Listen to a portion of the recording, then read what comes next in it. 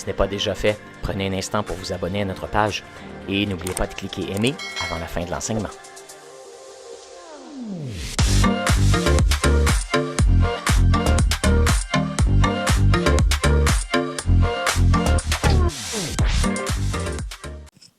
Alors, on est dans notre série sur les compétences relationnelles ou encore comment être un ami attachant. Et donc, pour être un bon ami, ça prend différentes aptitudes et on est en train d'explorer plusieurs de celles-là. Et aujourd'hui, j'aimerais ça vous parler de l'assertivité. L'assertivité. Mais qu'est-ce que c'est l'assertivité?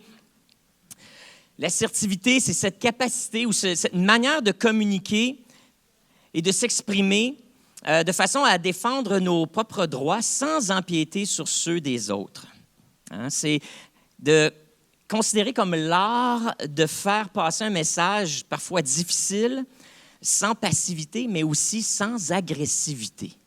Alors, parler, discuter, échanger sans être évasif ou on pourrait dire passif et sans non plus être agressif. On cherche, quand on a une idée à communiquer, on ne veut pas l'imposer aux autres.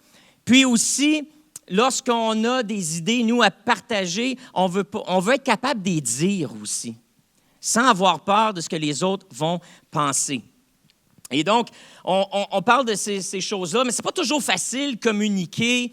Cette semaine, moi j'ai un petit, en anglais, on dit un pet peeve, quelque chose qui m'achale.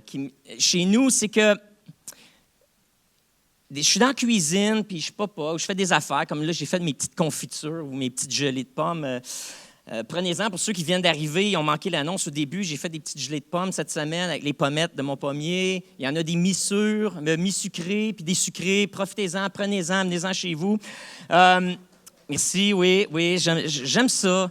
J'ai dit aux enfants, là, je faisais équeuter les pommettes. Tu sais que les pommettes, ça en prend pas mal pour faire un peu de gelée, tu sais. Fait que là, tu sais, t'as des millions de pommettes à équeuter puis enlever la petite touffe au bout, là. Les gars étaient tannés, ils faisaient ça, puis ils ont été corrects, ils ont participé avec moi.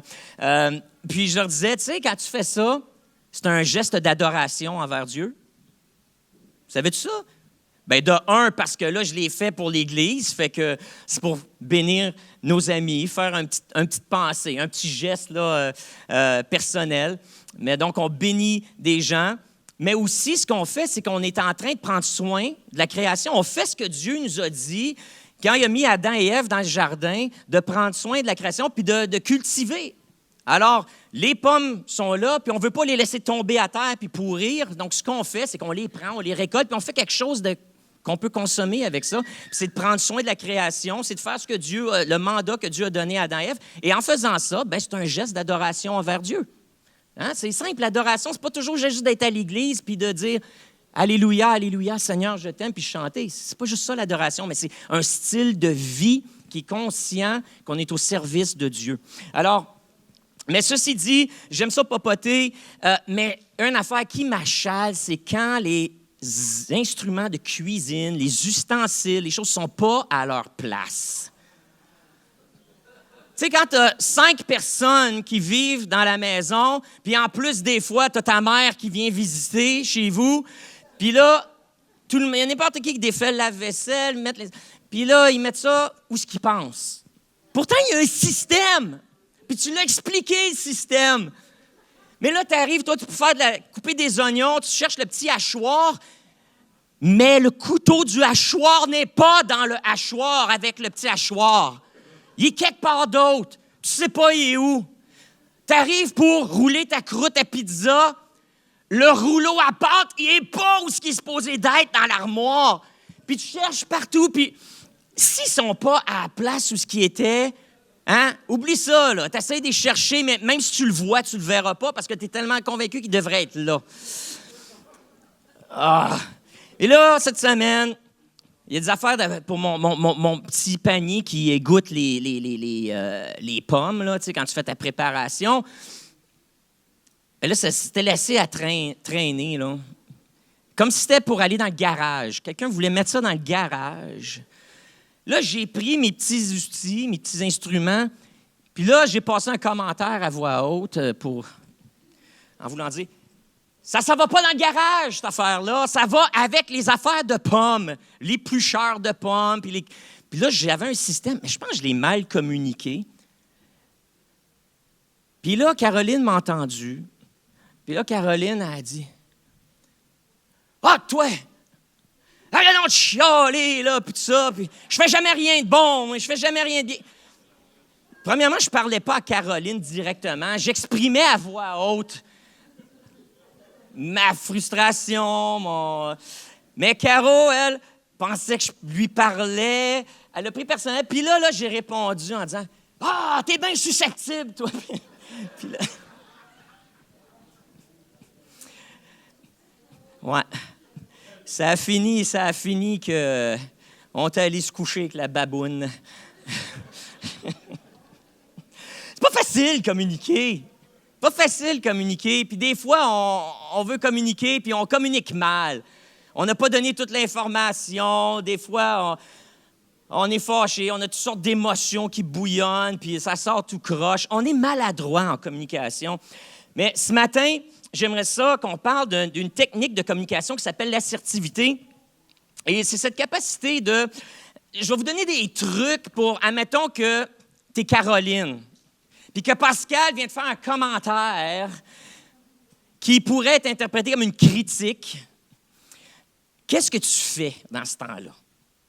Hein? Qu'est-ce que tu fais dans ce temps-là? Et il y a toutes sortes de manières de désamorcer des situations qui peuvent être tendues, désamorcer des conversations qui pourraient mener à des chicanes, pourraient facilement escalader en niveau d'intensité et peut-être d'agressivité, et qui pourraient justement faire générer des conflits légers ou peut-être graves.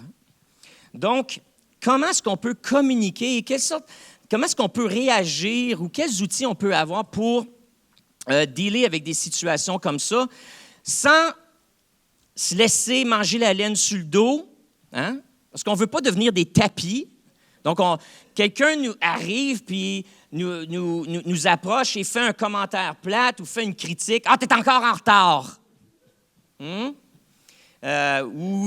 passe un commentaire sur ta gelée de pommes. « Ouais, c'est pas vargeux. » Expression québécoise pour les nouveaux Québécois. Ça veut dire c'est pas fameux, c'est pas génial. Et puis là, qu'est-ce qu'on fait pour pas prendre ça personnel? Hein? Et puis pouvoir engager une conversation avec quelqu'un sans péter les plombs, sans nous-mêmes monter dans notre agressivité. Alors, l'assertivité, c'est une technique à développer. C'est pas quelque chose qu'on fait naturellement. Alors, en psychologie behaviorale, ce qu'on fait, c'est qu'on dit, voici, on doit s'adapter aux circonstances autour de nous et il y a des comportements à développer qui peuvent être clés, qui peuvent nous aider à faire face à des situations difficiles ou des situations inconfortables. Alors, on a développé cette technique-là qu'on appelle l'assertivité, ou ce concept d'assertivité qui nous permet de prendre position, de s'affirmer sans toutefois diminuer l'autre ou attaquer l'autre. L'assertivité, un petit commentaire sur l'assertivité, qu'on appelle aussi parfois l'affirmation de soi. Comparaison entre l'assertivité et l'affirmation de soi, par exemple, il y a des petites nuances, je trouve. L'assertivité et l'affirmation de soi sont deux notions très proches qui servent généralement de synonymes l'un à l'autre, avec cependant une nuance. L'assertivité met l'accent sur le respect d'autrui. On peut en effet s'affirmer soi-même avec véhémence, force et colère, en coupant la parole ou en opposant des refus stricts. Mais ça, c'est pas ça qu'on cherche à faire. Donc, s'affirmer, des fois, on le fait de façon à s'imposer. C'est facile de déraper. Hein? Je m'affirme! Ça vous arrive-tu de dire ça ou d'avoir dit ça? Ou quelqu'un t'a dit, là, ton boss t'a parlé, puis il t'a repris, puis là, un collègue de travail t'a dit, il faut que tu t'affirmes un peu! Prends ta place! Bon, mais comment est-ce qu'on fait ça, s'affirmer, prendre notre place sans nécessairement devenir agressif ou communiquer de façon colérique ou pour s'emporter? Alors, la solution, c'est l'assertivité. C'est une façon de s'affirmer. Il s'agit de s'affirmer en respectant son interlocuteur et en se montrant confiant, mais non agressif. Sincère, mais non dénigrant. D'exprimer son point de vue sans jamais aller au conflit. Alors, aujourd'hui, ce qu'on va faire, certains d'entre vous dites, Pascal, tu vas nous faire de la psychologie aujourd'hui? Je vais vous montrer quelque chose. Je vais vous donner un exercice, puis aujourd'hui, c'est vous qui allez faire le travail. Vous allez voir comment est-ce que Jésus était un homme assertif. Comment est-ce qu'il communiquait. Et vous allez découvrir dans les pages de la parole, avec chaque table, je vous ai remis un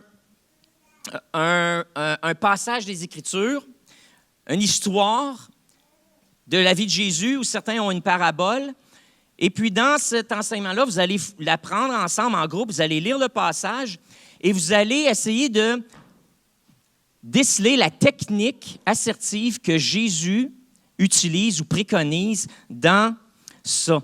Et vous allez voir comment est-ce que Jésus connaît l'être humain. Et avant même que les psychologues, dans les années 60, développent ce concept-là, Jésus déjà utilisait des techniques assertives pour désamorcer des situations potentiellement explosives. Et vous allez tomber en admiration devant Jésus, qui est l'auteur de l'être humain et qui connaît bien les pensées de l'être humain. Alors, ce que je veux faire, juste avant de vous lancer dans votre exercice, c'est vite passer avec vous en revue certaines de ces techniques-là pour désamorcer des situations explosives ou pour ne pas s'emporter lorsque on nous approche, on nous critique, on fait un commentaire plate. Comment réagir?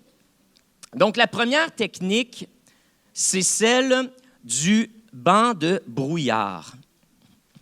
Le banc de brouillard. Et le banc de brouillard, eh bien, je cherche mes... Oh, j'ai perdu ma page ici. Le banc de brouillard, c'est une méthode pour répondre aux critiques et communiquer de manière assertive. Donc, il s'agit d'affronter les critiques négatives en reconnaissant calmement à votre interlocuteur qu'il peut y avoir un peu de vérité dans ce qu'il dit, tout en vous permettant de rester juge de ce que vous ferez. Cette approche fonctionne bien pour gérer les critiques négatives et réduit également la fréquence des critiques des autres. Elle établit une distance psychologique entre nous et la personne qui nous interpelle, puis, je vous dirais cherche un peu à désorienter la personne, créer un petit « qu'est-ce qui se passe » pour l'acheter hors de ballon dans son intervention pour qu'elle puisse peut-être se ressaisir puis changer son approche de communication. Par exemple, « Tu fais jamais rien de bien ». Quelqu'un qui arrive et qui dit ça. Hein? Ça peut servir à la maison, là. Ça peut servir au travail, ça peut servir à la maison, ça peut servir à l'école. Quelle serait une réponse assertive dans la technique du brouillard mental? Ouais, tu as l'air pas mal frustré. Voyons comment on peut résoudre ça. Tu vois, c'est que tu réponds à la personne en faisant une espèce de reflet. Tu reflètes son émotion, tu admets l'émotion de la personne, ce qui se passe, mais tu ne réponds pas vraiment au sujet. La personne arrive, tu ne fais jamais rien de bon, on pourrait le prendre comme une critique, mais l'idée, c'est de se détacher un peu de ça, puis essayer de voir la personne, puis là, de dire « Ouais, tu es frustré, ou ça n'a pas l'air d'aller, ou tu as l'air mécontent. Voyons voir ce qu'on peut faire. » Fait que le brouillard, puis ça, la personne se sent validée, mais ensuite de ça, au lieu de riposter comme une critique, vous savez, lorsqu'on répond, il y a différents mécanismes qu'on a. On est comme programmé à répondre quand quelqu'un nous arrive avec quelque chose. Hein? Quelqu'un nous demande une question, c'est comme si on sent qu'il faut qu'on ait une réponse. Ou quelqu'un arrive avec une critique, on sent qu'il faut qu'on se défende. Généralement, si on se sent attaqué, c'est parce que peut-être il y a une part de vérité dans ce que les gens disent. Mais il faut apprendre à se détacher des fois et pour ne pas embarquer dans le jeu. Donc, le brouillard s'agit simplement de déstabiliser la personne en ne répondant pas vraiment à sa question, mais en redirigeant la conversation vers la personne. Au lieu d'en faire notre problème, on renvoie la conversation sur la personne, puis on discute de la personne elle-même puis de ce qu'elle est en train de vivre. Donc ça, c'est le brouillard. Une autre technique, c'est celle du disque égratigné ou le disque rayé. C'est-à-dire que lorsque tu arrives dans une conversation, il faut que tu sois capable de, faut pas dans toutes les conversations, mais certaines, de rester sur le sujet. Et l'idée, c'est de répéter verbalement ta position encore et encore en ignorant tous les points annexes soulevés par l'autre personne et en te tenant au point de la discussion de manière calme et persistante. Par exemple, tu vas chez Walmart et tu ramènes un article chez Walmart et tu dis à la personne, écoute, j'ai acheté cette paire de souliers la semaine dernière et la semelle s'est décollée et j'aimerais ça avoir un remboursement. Puis là, la personne dit, ouais, pas mal usée cette paire de souliers-là, qu'est-ce que tu as fait avec? Tu l'as porté pas mal, là. J'aimerais ça, j'ai acheté une paire de souliers la semaine passée, je l'ai porté pendant une semaine, puis voilà, la semelle a décollé, j'aimerais ça avoir un remboursement. Le produit est mal fait. Ouais, écoute, t'as pas fait attention, certain, là. Voyons, je peux pas échanger ça, regardez, c'est tout sale, je peux pas les... J'ai acheté cette paire de souliers-là la semaine passée, puis je les ai portés, puis la semelle a décollé, et j'aimerais ça avoir un remboursement. Comprenez-vous l'idée? C'est que la personne essaie de changer, essaie de mettre le blâme sur vous, essaie de vous rendre responsable du problème, quand dans le fond, dans cet exemple-ci, il y a un problème de manufacturation. Alors, l'idée, c'est qu'on reste sur notre sujet pour ne pas embarquer dans le jeu, puis commencer à pomper. Donc, ça nous aide, le fait d'avoir ce petit plan de match-là, des fois, surtout quand on négocie ou qu'on essaie de faire passer un point, ça nous aide à rester centré sur le sujet pour lequel on a initié notre objectif de la rencontre. Le dévoilement personnel est une autre technique assertive. C'est-à-dire, il s'agit de révéler des informations personnelles sur nous-mêmes et qui sont liées aux propos que l'autre personne a relevés à votre sujet. L'objectif de la révélation de soi est de faire en sorte que les autres vous considèrent comme une personne au lieu d'un stéréotype, d'un numéro ou d'une partie anonyme de la foule. Et donc, par exemple, j'essaie de penser à mon exemple, l'exemple que j'ai donné là, cette semaine. Caroline, qui est dans le garage, passe mon commentaire plate sur les affaires qui ne sont pas à bonne place. Caroline pourrait avoir répondu « Hey, moi aussi, ça me fâche quand les affaires ne sont pas à leur place. » Alors, elle dévoile un peu d'informations à son sujet. Elle s'expose un peu. Donc, tu vois, au lieu de rendre ça personnel puis d'en faire d'elle-même porter le problème, simplement, elle parle un peu d'elle-même. Puis, et ça, c'est une manière, justement, de faire descendre la pression et nous, de ne pas embarquer dans le jeu de la personne qui est stressée, agitée, tout ça. L'affirmation négative. Reconnaissez la position ou la critique de l'autre, puis offrez gracieusement de nouvelles informations ou des informations complémentaires. Cette technique s'utilise quand nous ne partageons pas l'opinion de notre interlocuteur. Identifier et affirmer une vérité ou une opinion commune entre vous et votre interlocuteur. Donc ça, c'est utile lorsqu'on fait un débat ou un échange, puis vraiment, on a deux positions opposées. Qu'est-ce qu'on fait pour faire avancer la conversation? On tient notre bout, puis On dit non, tu n'as pas raison. Non, c'est toi qui as tort. Puis là, c'est facile de tomber dans ça. Mais l'idée, c'est, pour communiquer assertivement, l'idée, c'est de voir, bon, mais qu'est-ce qu'il y a dans l'autre, la conversation de l'autre, avec lequel je suis d'accord. Trouver un point en commun avec l'autre, puis ensuite, bâtir là-dessus. Trouver un terrain d'entente. Au lieu de commencer dans la confrontation, on trouve le point d'entente. Puis ensuite de ça, bien là, on peut commencer à développer le sujet et d'avoir une conversation et là, d'apporter nos nuances. Mais on trouve le point commun, puis après ça, on partage nos nuances l'un avec l'autre.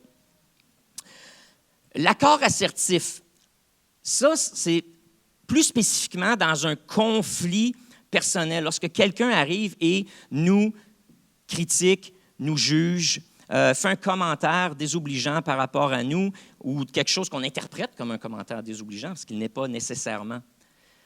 C'est cette idée de reconnaître nos torts et notre part de responsabilité dans un conflit. Cette technique s'utilise lorsque notre interlocuteur juge négativement notre comportement dans une situation donnée. La reconnaissance de nos torts, sans chercher à se défendre, désamorce bien des situations explosives. Cela nous permet de regarder honnêtement notre comportement et d'assumer nos erreurs en toute humilité. Cette compétence favorise l'acceptation de soi et réduit la colère et l'hostilité des critiques. Alors, dans ce cas-ci, quelqu'un, si j'étais Caroline, non, je reprends mon petit exemple, les affaires pas à leur place. Pascal qui dit, « Tu ne mets jamais les affaires à la même place. » C'est vrai. C'est vrai, des fois, je ne pense pas, puis je mets les affaires à la mauvaise place. Des fois, je suis pressé, puis je mets le couteau dans le tiroir des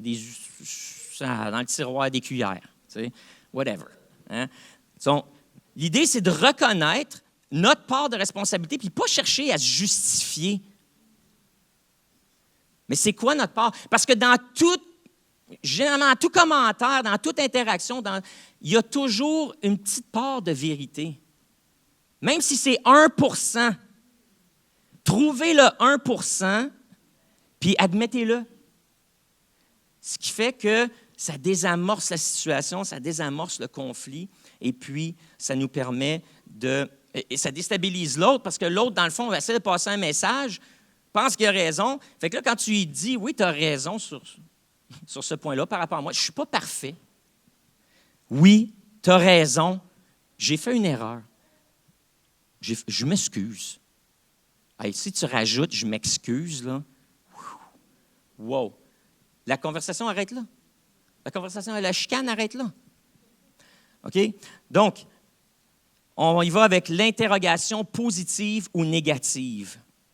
Ah, ça est le fun, celle-là, parce que dans ce cas-ci, encore une fois, c'est une manière de renvoyer la conversation à ton interlocuteur.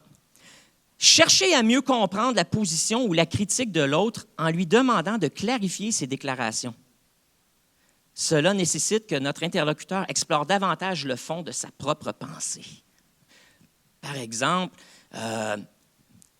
c'était plate l'église à matin. Ah oui? Qu'est-ce que tu as trouvé plate? Hein? Qu'est-ce que tu veux dire, pas toi? Puis là, vous prenez ce que la personne dit, puis vous le redites à la personne, puis vous lui demandez d'expliquer, d'aller plus profond. Ou quelqu'un, il y en a, vous n'aimez pas ça. Ça, c'est l'interrogation négative, c'est-à-dire qu'il y a une critique négative ou un commentaire négatif, puis là, tu demandes à la personne de « Qu'est-ce que tu veux dire par ça? Explique-moi, aide-moi à comprendre. » Tu sais? Ça, c'est dans les questions négatives, mais tu peux faire la même chose avec des commentaires positifs. Il y en a de nous, on n'aime pas ça, se faire complimenter. « Hey, ta prédication, pasteur, était extraordinaire. » Qu'est-ce que tu as trouvé d'extraordinaire? C'est quoi la leçon pour toi qui est ressortie de ça? Puis, tu vois, tu peux y aller avec la piste négative, si c'est une critique négative, mais si c'est quelque chose de positif, tu peux faire la même chose, puis interroger la personne, puis demander de développer Alors, ceux qui me connaissent ou qui l'ont fait, des fois, pasteur, c'était bon, votre affaire, c'était bon ce que vous avez prêché aujourd'hui, je vais souvent répondre avec ça, dire, c'est quoi le point qui t'a touché le plus? Puis là, les gens, des fois, oups, ils voulaient juste faire un petit commentaire, puis là, je viens d'engager la conversation, puis, faut que je parle plus. Fait que, essayez-le, c'est le fun. Puis ça vous aide à comprendre un petit peu plus l'autre personne, c'est quoi ses centres d'intérêt, puis c'est qu'est-ce qui est important pour cette personne-là. Donc, ça fait avancer les conversations. Le compromis acceptable. Chercher une solution gagnant-gagnant. L'objectif est d'offrir à l'autre personne qui se sent agressive ou insistante ou agitée un compromis pratique. Donc, encore une fois, quelqu'un vient te voir avec un problème, et puis là, tu te dis, comment est-ce qu'on peut régler ça ensemble? Comment est-ce qu'on peut régler ça? Hein? Donc, simplement, tout de suite, la personne arrive avec une critique ou une situation déplaisante, puis simplement, vous n'avez même pas besoin d'engager dans la conversation, où tu peux utiliser un peu de reflet. Là, je vois que ça t'agite, je vois que tu es irrité. Et prenons le temps de discuter puis de trouver une solution. Qu'est-ce qui serait pour toi une bonne solution? Simplement passer tout de suite à la solution, puis là, négocier avec la personne pour une solution qui est gagnant-gagnant. La distanciation, ça c'est un peu le concept qui sous-tend toutes les autres. Mais c'est cette idée de pouvoir se détacher puis de ne pas prendre les choses personnelles. C'est pas parce que quelqu'un vient te voir et débute une conversation avec toi que tu es obligé d'en faire ta responsabilité. Cette personne-là vient te voir souvent avec un but précis.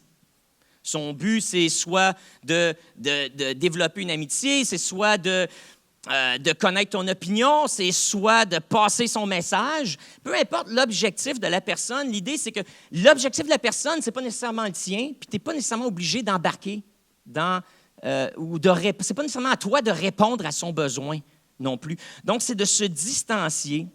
Essayer de comprendre le portrait d'ensemble. Qu'est-ce qui motive la personne? Ou ce qu'une personne dit ou fait nous en dit davantage à son propre sujet, même si nous sommes l'objet de ses propos et gestes. Et donc, quelqu'un qui arrive tout frustré, ça nous parle d'elle, de ce qu'elle vit. Ce n'est pas nécessairement toi la source de la frustration. C'est juste que peut-être tu es l'occasion, tu es l'élément déclencheur de quelque chose qui bouillait déjà en dedans, puis qui n'a rien à voir avec toi. Donc, d'être capable de se distancer, puis ce n'est pas parce que quelqu'un vient me voir avec un besoin ou un besoin de communiquer que je suis obligé de répondre à son besoin. Donc, c'est de voir aussi qu'est-ce qui motive la personne ou c'est quoi les circonstances autour de ça. C'est quoi les circonstances? J'arrive, je chiale parce que le petit hachoir n'est pas à sa place. C'est quoi le contexte que Pascal chiale parce que le hachoir il est en train de cuisiner. Il est en train de cuisiner. Alors, Pascal, je vois que tu es en train de cuisiner.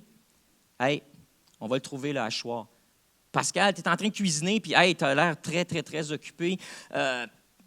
Regarde, je peux-tu faire quelque chose pour t'aider?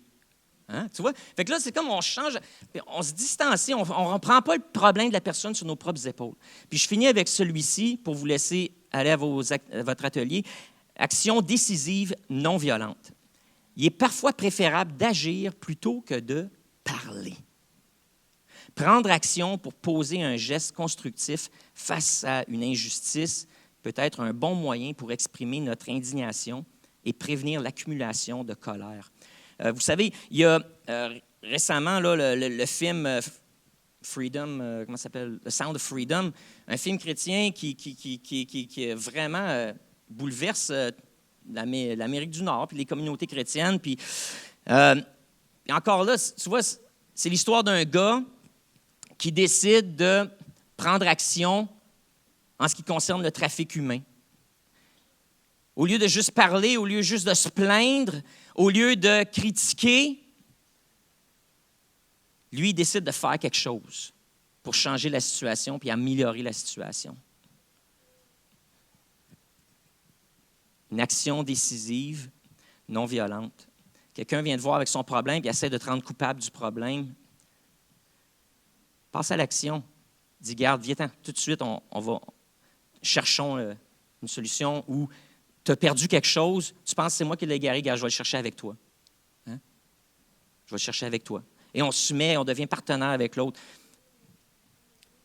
Donc, d'autres techniques, ensuite, dire simplement non, ça c'est quelque chose qu'on peut apprendre. Tu n'as pas besoin de justifier pourquoi tu dis non à quelqu'un. Prendre un temps mort. Tu es dans une conversation, puis ça commence à chauffer, là. Mais là, tu as le droit de dire, « Hey, juste, peux-tu me répéter ta question pour te donner le temps de réfléchir un peu au lieu de réagir? Peux-tu me redire ça d'une autre manière? Peux-tu reformuler? » Puis ça l'aide à créer un délai entre ta réponse puis ce que la personne dit, ou encore reporter la conversation à plus tard. Quelqu'un vient te voir, puis il y a un gros problème à régler, puis tu n'es pas là ou tu n'es pas prête. Tu as le droit de dire « Hey, c'est important ce que tu as à me dire. Puis toi, tu es important, puis j'aimerais ça prendre le temps, mais là, je n'ai pas le temps de m'asseoir avec toi et discuter de ça. On peut-tu en parler à soir? Hein? Ou on peut-tu en parler demain matin? Ou on peut-tu se donner un rendez-vous puis en discuter à un autre moment donné? J'aimerais ça en discuter, je veux en parler, je vois que c'est important pour toi, mais fixons un bon temps parce que présentement, tu n'auras pas le meilleur de moi-même. Donc, voici toutes ces techniques-là. Je vous lance au travail. Lisez votre passage ensemble à votre table et ensuite, essayez d'identifier quelle technique assertive Jésus enseigne ou encore qu'il démontre dans son interaction avec les gens dans cette histoire-là.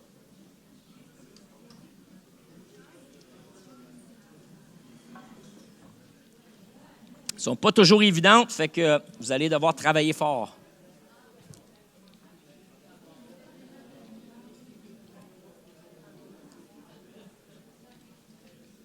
J'ai aussi mis une grille là, pour répondre. Donc, assigner un secrétaire, parce que ce qu'on va faire à la fin, c'est que vous allez... le secrétaire va dire simplement à voix haute là, les réponses que vous avez trouvées. Donc,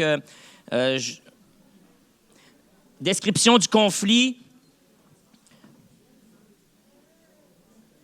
Simplement une phrase là, pour décrire. Là. OK, je veux juste une phrase en description du conflit. La technique ou les techniques assertives que Jésus utilise ou préconise.